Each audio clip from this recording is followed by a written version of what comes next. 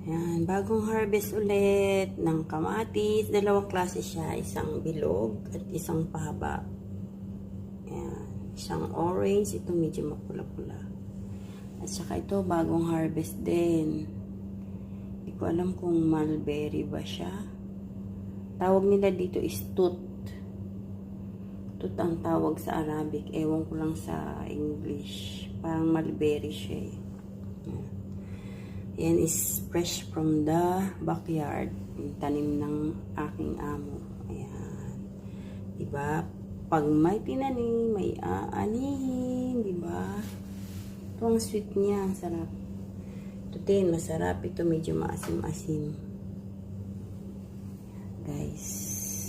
Masarap siya talaga. Kaya dapat nagtatanim talaga. Ito araw-araw ganyang karami ang na-harvest.